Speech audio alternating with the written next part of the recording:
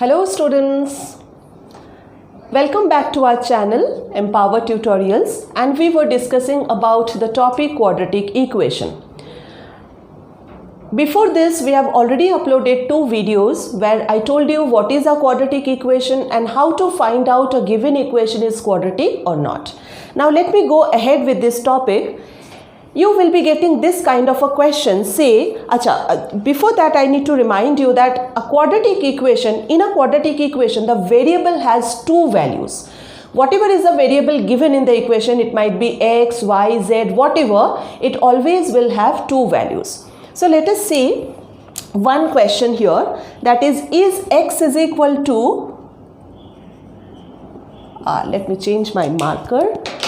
If x is equal to 5, a solution of the equation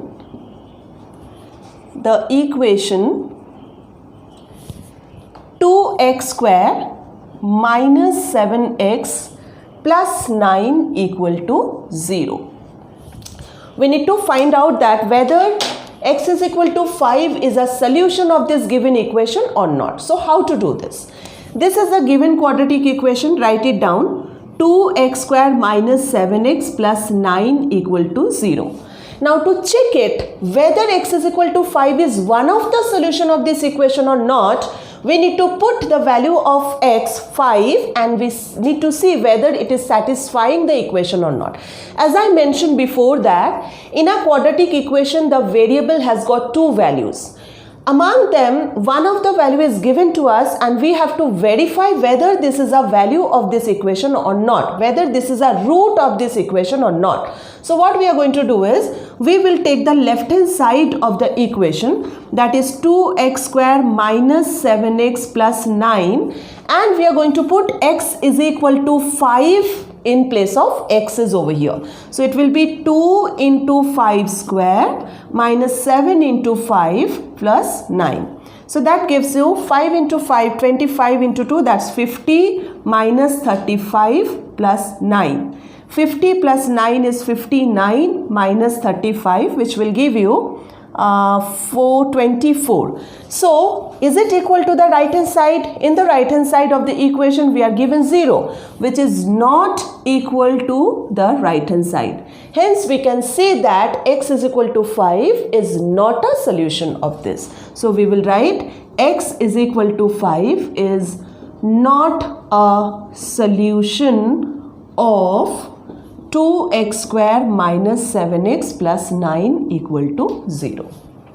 So the concept here is, if the quadratic equation is given to you and one of the value of the x is given to you and they are asking whether it is a value of this equation or not, you just take the left hand side of the equation and put the value of x over here and see whether it is satisfying the equation or not. What is the meaning of satisfying? You should get left hand side is equal to right hand side. If we would have got here 0, then we would have said that x is equal to 5 is a solution of this. But we are not getting 0, that means it is not a solution. Please copy down. I'll be taking one more sum.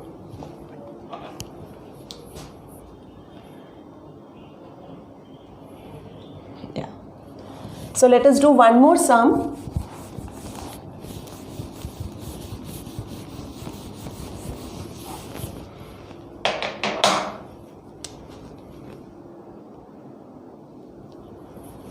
Is x is equal to minus 3 is a solution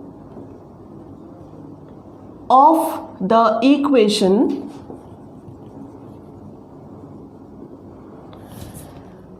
two x square minus 7x plus 9 equal to 0. So again it is the same type of question. We'll be taking the left hand side of the equation, 2x square minus 7x plus 9. They are saying x is equal to minus 3 is a solution or not. So we will be putting minus 3 in place of x. So 2 into minus 3 whole square minus 7 into minus 3 plus 9. Let us solve this. Minus 3 into minus 3 is 9 into 2 18. Minus minus plus 7 3 is 21. and plus 9. So definitely we can see that it is definitely not equal to 0. All of them are positive, so definitely it is not equal to 0. Therefore, not equal to right hand side.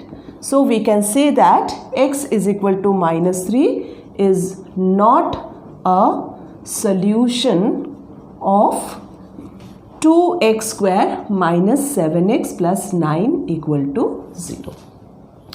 Okay, so this type of questions can be asked for 2 marks, where the value of the x will be given and they will be asking whether this is a solution of the given equation or not.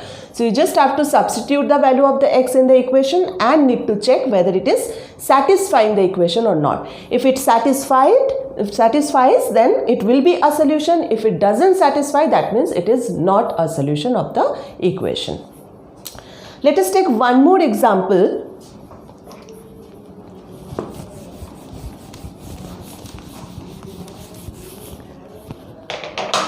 Now they are saying that 2 by 3 and 1 are the solutions of the equations of the equation mx square plus nx plus 6 equal to 0.